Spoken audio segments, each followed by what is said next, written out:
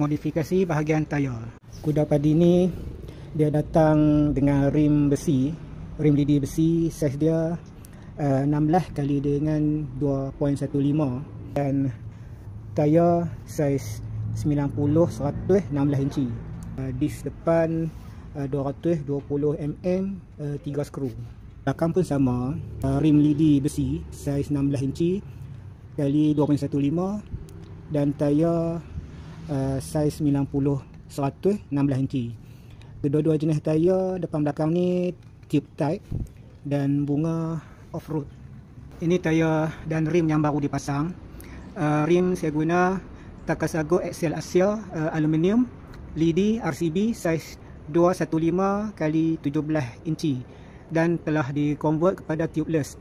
Dis 4 skru saiz 220 mm LC4S dan tayar 180 17 inci Corsa Cross tubeless. Tayar belakang pun sama spek seperti tayar depan. Hub masing-masing menggunakan hub LC4S.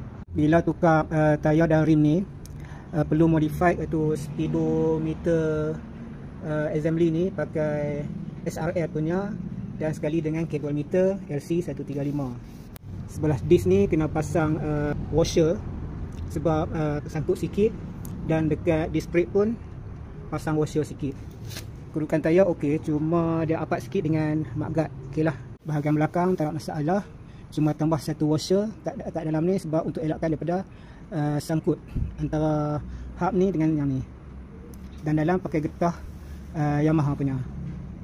Dari segi pemanduan tunggangan agak okey. Rasa smooth lagi daripada pakai tayar trial tu yang datang tayar asal. Berdengung pakai tayar ni nampak smooth lagi lah sebab tayar ni tayar dual purpose dan lebih lancar. Alhamdulillah.